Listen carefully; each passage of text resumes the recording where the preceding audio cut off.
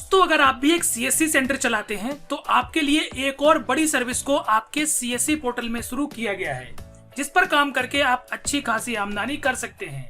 जी हाँ दोस्तों, अगर आप सीएससी पोर्टल से बैंक की स्टेटमेंट निकालना चाहते हैं, अपने ग्राहकों को बैंक स्टेटमेंट निकालने की सर्विस देना चाहते हैं, चाहे वो किसी भी बैंक की हो, तो आप अपने सीएससी पोर्टल से उनके बैंक की स्टेटमेंट निकालकर उन्हें आसानी से दे सकते हैं और इस पर आप अच्छी खासी कमाई कर सकते हैं।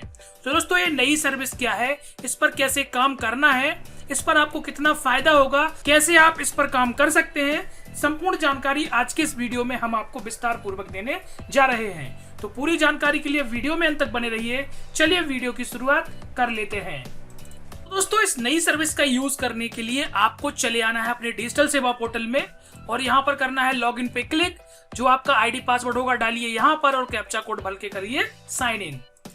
तो फ्रेंड जैसे आप लॉगिन करेंगे तो देखेंगे लॉगिन करने के बाद इस प्रकार से ये डैशबोर्ड आपके सामने खुल जाएगा। अब आपको इस नई सर्विस का यूज करने के लिए चले आना है नीचे और जैसे आप नीचे आएंगे तो यहाँ पर देखिए लिखा हुआ है न्यूली अराइव सर्विस। जो नई सर्विस होती है वो यहाँ पर आती हैं, यहाँ पर आपको आना है और यहाँ पर देखेंगे कुछ नई सर्विसें चल रही होंगी। यहीं पर आपको वो नई सर्विस दिखाई देगी। मैं आपको दिखा देता हूँ उस नई सर्विस का नाम क्या है। तो देखिए इस प्रकार से ये नई सर्विस आपको दिखाई देगी जिसका नाम है फाइनेंशियल स्टेटमेंट अकाउंट एग्रीगेटर। तो आपको इसी सर्विस के ऊपर क्लिक कर देना है। तो चलिए इसके ऊपर करते हैं हम क्लिक और क्लिक करने के बाद इस प्रकार से पेज आएगा। तो यहाँ पर करेंगे हम व्यू प्रोडक्ट पे। चलिए इस पे हम क्लिक कर लेते हैं और क्लिक करते ही देखेंगे ये आपको एक नए पेज पे ले जाएगा। इस प्रकार से देखिए ये आएगा और यहाँ पर ये आपको लॉगिन करने के लिए बोलेगा।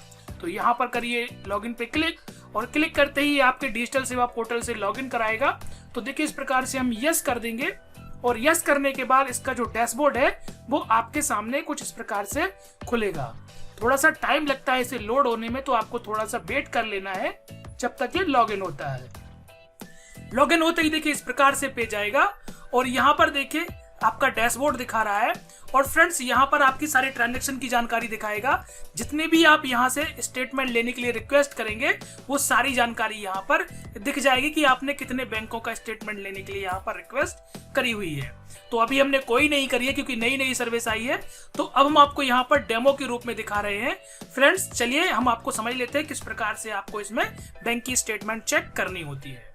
तो देखिए सबसे पहले ऊपर ही लिखा है यहाँ पर रिक्वेस्ट स्टेटमेंट का, तो इसी पे हमें क्लिक करना है और क्लिक करते ही देखेंगे आपके सामने इस प्रकार से ये जो है पेज खुल जाएगा। अब देखिए यहाँ पर स्टेटमेंट लेने के लिए आपको कुछ जानकारी को भरना होता है।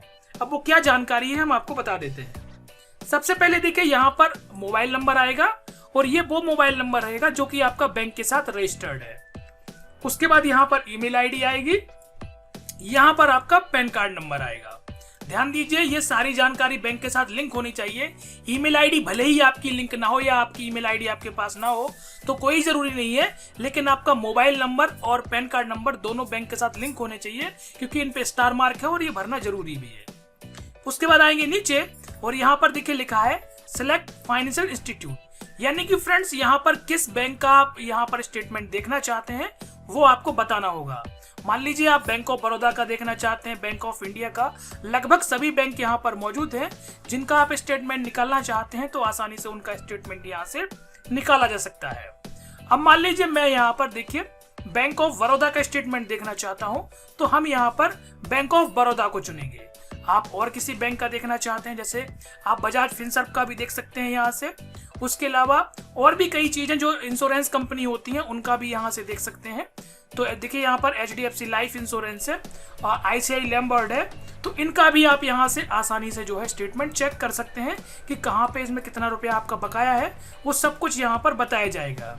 चलिए यहाँ पर देखिए हम आपको दिखाते हैं कि किस प्रकार से ये सर्विस काम करती है। तो हम यहाँ पर सबसे ऊपर ही जो बैंक ऑफ बड़ौदा है इसे सिलेक्ट कर लेंगे। उसके बाद देखिए स्टेटमेंट का पीरियड आपको सिलेक्ट करना है कि कितनी आपको स्टेटमेंट चाहिए।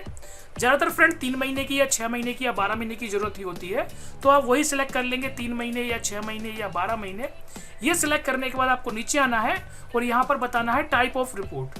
तो यहाँ पर देखिए bank statement 3 month, bank statement 12 month या बैंक स्टेटमेंट 6 मंथ, इसी के हिसाब से आपको क्लिक करना है। मान लीजिए मैं 3 महीने की देखना चाहता हूं तो 3 पे क्लिक करूंगा, और अगर हम 6 पे देखना चाहते हैं तो 6 करेंगे, और 12 पे देखना चाहते हैं तो 12 पे क्लिक कर देंगे। इतना करने के बाद फ्रेंड्स हमें कंटिन्यू के बटन पे क्लिक करना होगा। इसके बाद देखिए इस प्रकार से पेज आएगा, और फ्रेंड्स यहाँ पर जो आपका मोबाइल नंबर आपने दिया होगा जो बैंक के साथ लिंक है, तो उस पर एक ओटीपी भेजा जाएगा। यहाँ पर वो आपको ओटीपी डालना है, और ओटीपी डालने के बाद कंफर्म के बटन पर क्लिक करना होगा। ओटीपी डालने के बाद देखिए फ्रेंड इस प्रकार से पेज रिफ्रेश होगा, और यहाँ पर लिखा आएगा डिस्कवरिंग अकाउंट।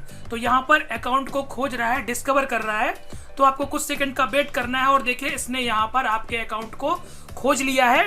फ्रेंड्स इतनी ही जानकारी से देखिए यहाँ पर इसने आपका अकाउंट ले लिया है और बता दिया है कि आपका ये अकाउंट बैंक में खुला हुआ है।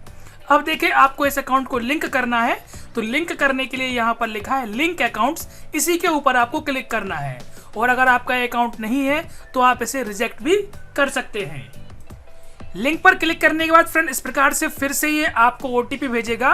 तो यहाँ पर आपके रजिस्टर्ड नंबर पे फिर ओटीपी आएगा, तो यहाँ पर आपको दोबारा ओटीपी डालना है, और अब आपको यहाँ पर कंफर्म के बटन पर क्लिक कर देना है।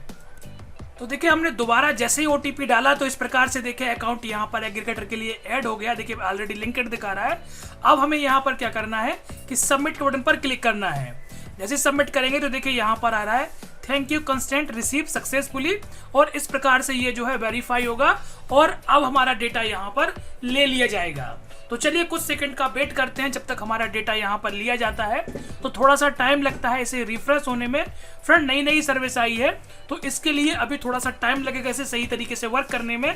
तब तक आपको इस सर्विस का इंतजार करना होगा।